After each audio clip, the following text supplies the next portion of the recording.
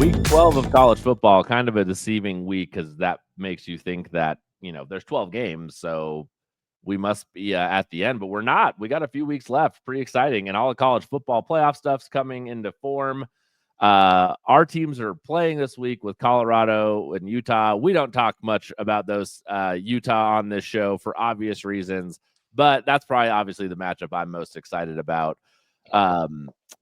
I'm going to kick us off, though, with obviously a game that we're all excited about because we have like 4 picks on this game total. So let's just dive in to Tennessee at Georgia. Mike, why don't you start, and then Stefan and myself can talk about. We have one pick that we share, and Stefan's got an additional one. All kinds of picks on this game. Yeah, man, this is a little bit of a fun one for me. Give me the highest scoring half to be the second half. You can get this at minus 105. You've got 2 really, really slow first half teams and 2 pretty fast second half teams. Georgia's 85th in the nation in first half scoring. However, Kirby is one of the better at adjusting at halftime, and you see it as they improve from 85th to 17th in the second half. Last week, we talked about how Tennessee was averaging less than 3 points in the first half over the last 5. Obviously, they hit that blew that out of the water last week against Miss State, but also it's Miss State. So I'm not putting a ton of weight on that. And then they're scoring just over 16 points per second half. So I'm just staying with a trend here, man. I don't think either team really gets it going early. I think they both try to pick it up late. And so I like more points to be scored in the second half, especially at minus 105. Yeah, the first thing on my notes is might not score in first half. And so yeah. I got Tennessee with the 5th ranked defense and Georgia with the 16th ranked defense at home. So I don't think that these, because there's not going to be a lot of scoring in the first half, I can't see the over 48.5 is what I saw. I think it might be 48 now. I don't see that hitting all in the second half. So therefore I'm on the under, and that's my entire logic is pretty much like, well, if I don't think they're going to score in the first half, what makes me think that they're going to score 48 plus points in the second half? Stefan, you have the same pick. What's your take on that? Yeah, I am 100% with you on the under in this game. It was the first play I did on Sunday night, like right when the lines came out, because I figured no matter where the number is, it's going to move down, because both of these defenses are really, really strong. And Georgia's offense has been really suspect running the ball. I think they're 104th in the country right now rushing. They've had at least 2 turnovers in 5 of their last 6 games. Tennessee has also been struggling, like Mike pointed out earlier. So to me, the under is just the best way to play it. You can still get it at 48.5, which I think is great. 49 would be better, of course, but that's long gone. I don't even know if it was ever there.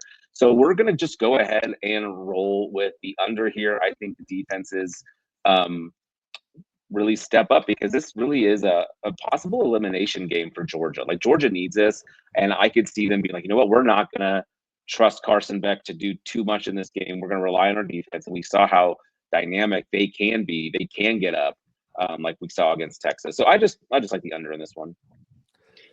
I like it. Georgia's what a boring game to watch. Should be fun. Yeah, it's going to be awesome. I know. It's painful to be a Georgia fan watching these slow games. But I'm with you. I think the only chance that this game has a going over is if Georgia runs the ball well, safe, like you mentioned. But with Etienne's out, Robinson's out, Cass Jones is now questionable. Like, they are absolutely depleted. And the only way we beat Texas is because Etienne actually got the ball going for the first time all season. So without that, this is going to hit easily. Awesome. Cool. Well, we've talked a lot about this game. Let's move on. I am going to go ahead and move over to the Big Ten. I'm going to take Nebraska at USC, get under 50.5 points. Look, Nebraska has the 100th ranked offense in the country. So much for Dylan Raiola coming in and lighting things up. I guess he had an okay game, but honestly, it was kind of a just decent game against Colorado. But since then, like, really hasn't shown anything. And honestly, like, true freshman quarterback typically aren't going to do that, even if they do end up being, prolific and everything this kid was supposed to be. So I'm not writing him off totally. I just think he's a true freshman going into USC. Nebraska also has the 20th ranked defense though. So like, USC scores 30 points a game, but like against Nebraska, that's probably not a number they're going to hit. And Nebraska's definitely not going to hit, into the 20s on this game, in my opinion. So I really like the under on this with how absolutely terrible Nebraska's offense has been is really what I'm hanging my hat on, an under 50.5 for this one. And you've got and we don't know with Maeva coming in for USC, who is more of a dual threat guy. I think they want to use his legs a lot. So I could see that clock just ticking away. Yeah. And we don't know if Raiola is going to be playing, like with his back injury. It hasn't been officially announced yet. So I like it.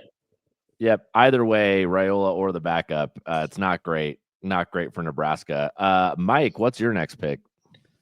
Give me Oregon minus 13.5 at Wisconsin. I did buy half a point here to get under 14, but it's still at minus 128. Wisconsin just isn't really good, man. They've been every decent opponent they've played this year, they've lost by 14 or more in Iowa, Penn State, USC, and Alabama. And Oregon has covered this number in 7 of their last 8.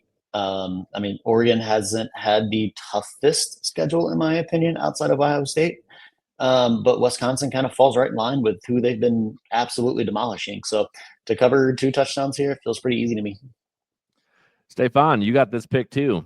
No, I'm on minus 14 because I'm not buying nothing. If I do anything, I'm gonna ladder this the opposite direction. I'm gonna play Oregon minus 14.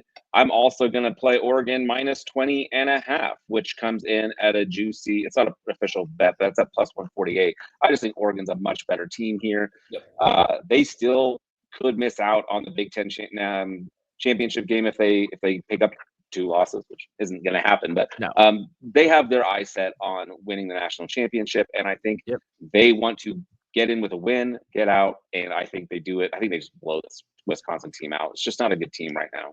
Yep. Totally agree. All right, I'm going to move us on to the Mountain West. Wyoming at Colorado State. Give me Colorado State minus 10. Picking the CSU Rams always bites me, but I don't really care. I'm here for it. They beat their last 2 teams, New Mexico team and Nevada team, by more than this, anywhere between 11 to 20 points. Their last 2 games. Colorado State is currently sitting in the Mountain West Conference title game, which is, they're going to get absolutely destroyed by Boise State, but that's not the point. The point is they're playing a very bad Wyoming team. Very, very bad. Wyoming is 112th in points per game, and 106th in points allowed. I just think Colorado State at home. Norvell is honestly probably sick of hearing how he loses to rival games. Like, he has a terrible record against Air Force, Wyoming, Colorado, all the teams that are kind of surrounding them. And, they beat Air Force this year. I think it's time for him to start turning that around. And he's going to want to make a statement when he beats Wyoming and keep them in that title race. So give me Colorado State minus 10 to stay in second place in the Mountain West. I know y'all are Stefan. You really want to go to this game on Friday night in Fort Collins. Yeah, probably freezing cold in Fort Collins, Colorado that day. I mean, I do have a soft spot for Wyoming. Oh, I realized I missed one of my picks in that Tennessee-Georgia game. I'm also on Tennessee plus 11, by the way, because we do see it as a lower scoring game. I think Georgia could win comfortably by 8. Like it could feel like a blowout just because no one's moving the ball. Even if it does get a bit loose, I could see Tennessee backdoor covering. I could see Tennessee getting the outright win. So give me Tennessee plus 11. Yeah, I love that big spread in a low-scoring game. All right, Stefan, why don't you just take us to your next pick? Okay, let's go to Illinois. I'm going to take the Illini minus 3, Michigan State coming into town. Aiden Childs has been extremely inconsistent. He loves to throw the football to absolutely anyone on the field, no matter if you're on offense or defense. So Illinois' defense is really, really good. Luke Altmaier struggled a bit in the last couple of weeks, but he has shown the ability to play well in these big games. At home, I think Michigan State gets right after a bye week. Nice.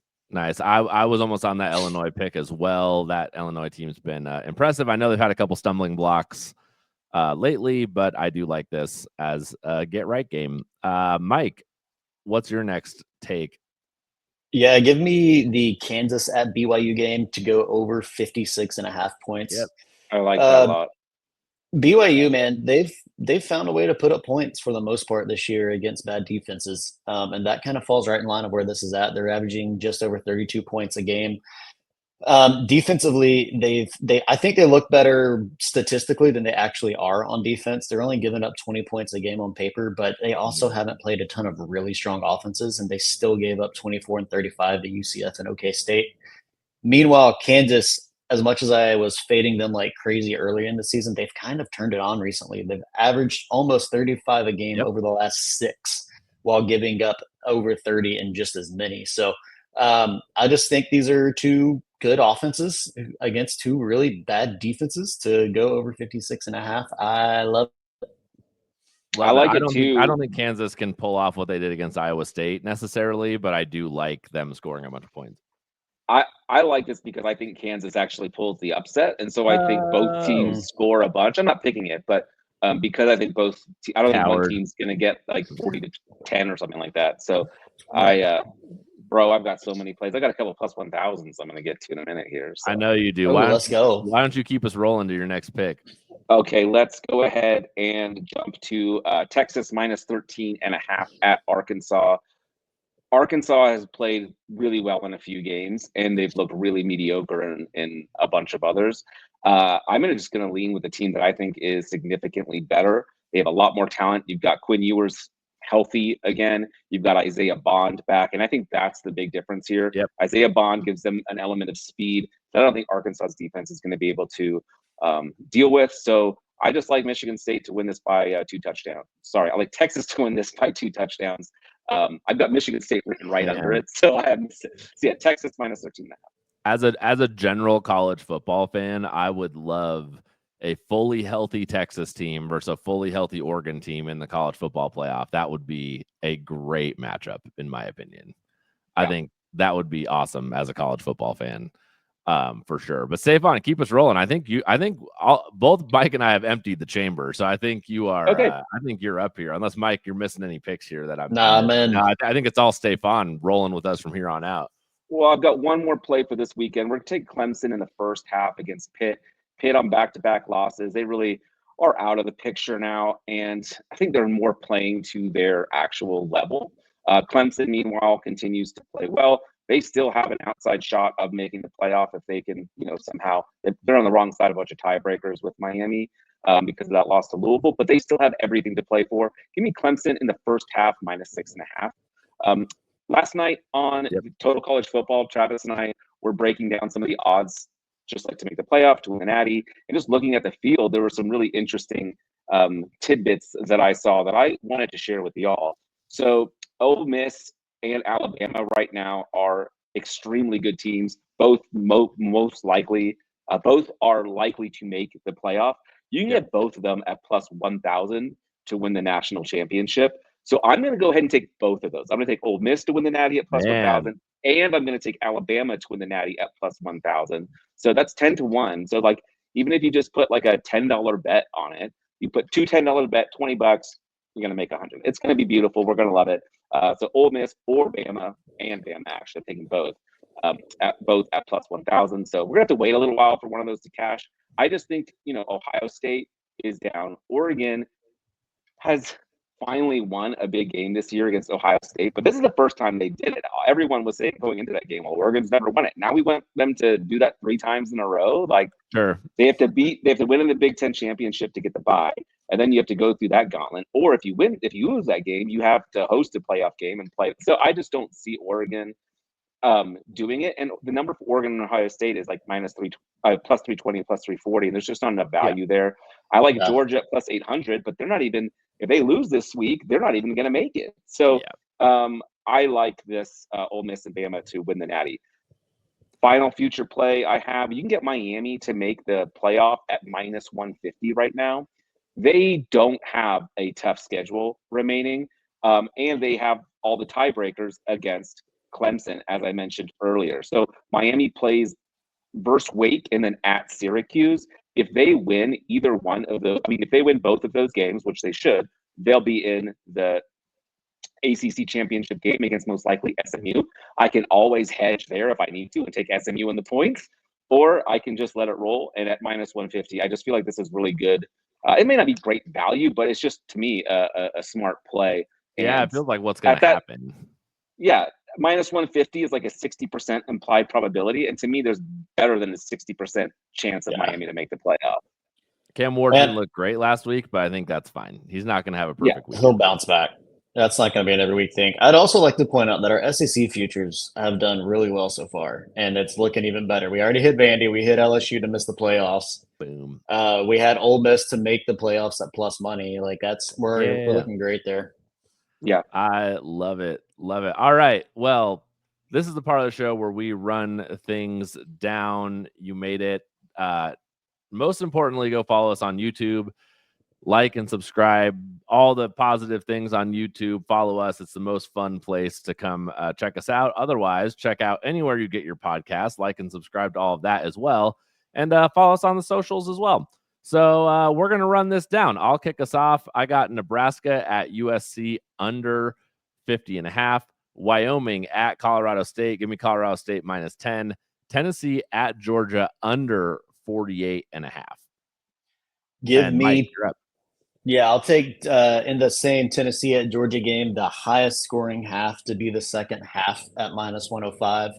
Oregon minus 13.5 at Wisconsin at minus 128, and Kansas at BYU game total over 56.5 at minus 112. All right, buckle up. I've got a couple for you here. We're going to go Texas minus 13.5 at Arkansas. We're going to do Michigan State at Illinois minus 3. We're going to take Oregon minus 14 at Wisconsin. We're going to take Tennessee plus 11 at Georgia. We're also going to take that Tennessee-Georgia under 48.5. We're going to take Clemson minus 6.5 at Pitt in the first half.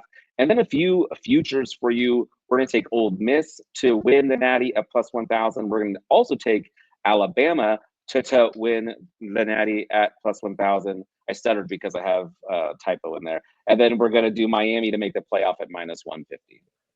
The playoff. The playoff. The playoff. Yeah. Let's go make some money. Big bounce back week.